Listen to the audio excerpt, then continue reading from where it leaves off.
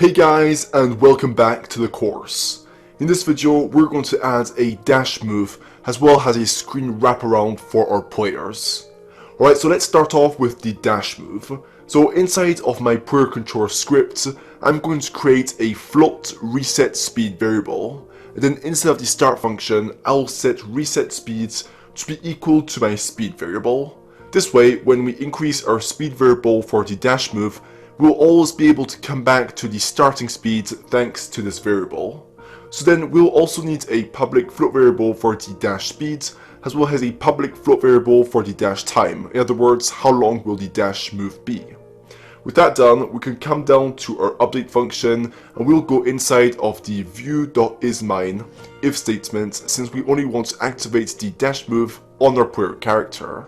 So inside of here, I'll make an if statement checking if inputs.getKeyDown keycode.space. So in other words, if we have pressed down on the space key. We'll also say and move input is not equal to vector2.0, since we don't want to dash if we're not already moving in a certain direction. So if we are moving and we have pressed down on the space key, then we want to go ahead and activate our dash move. So I'll just start a coroutine that I will call dash. Let's now go ahead and make our IEnumerator dash coroutine.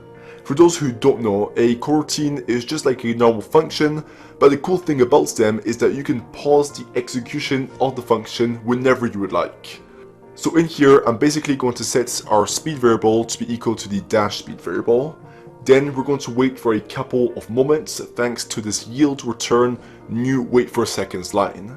And I will pass in our dash time variable for the wait amount. And then once we've waited that amount of time, then we will reset our speed variable by setting it equal to our reset speed variable. So to quickly recap, if we are the local player, then we are checking if we have pressed down on the space key and moving at the same time. If that's the case, then we're calling our dash coroutine.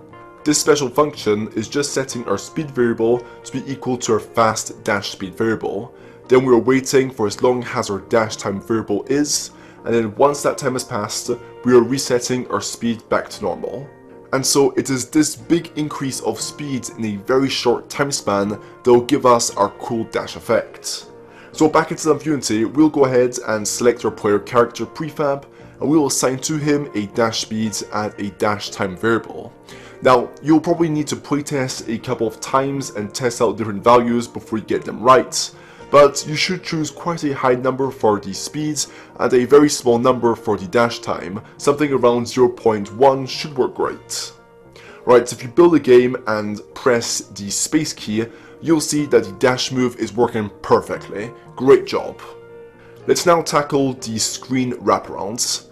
So if you don't know what that is, all we want to do is if the player character goes beyond the top edge of the screen, for example, we want to move him to the bottom edge of the screen. Same thing for the left and right edges, of course.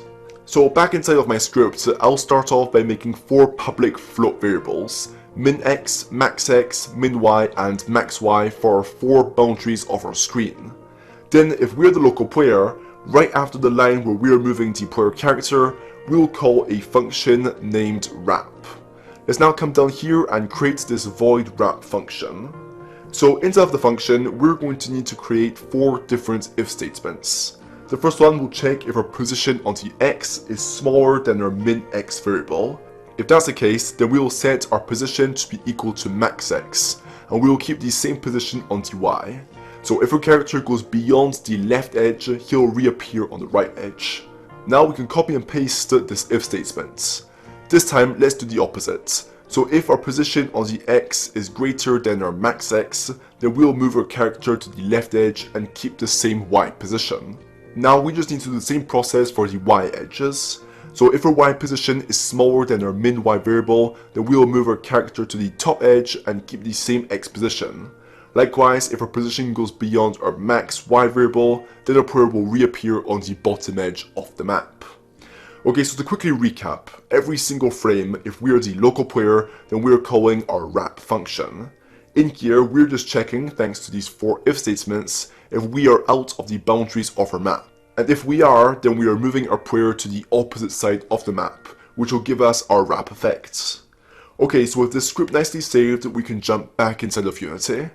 Before testing it all out, we need to bring in our player in the game scene and move him to the edges of the map, and then copy his position values to then paste them into the correct variable slots. Once that's been done, build the game by pressing Ctrl B or Command B if you're on the Mac, and great. As you can see, our screen wrap effect is working beautifully. We've just got a couple last things to do and you'll have your first multiplayer game in your portfolio. I'll see you in the next video. Cheers!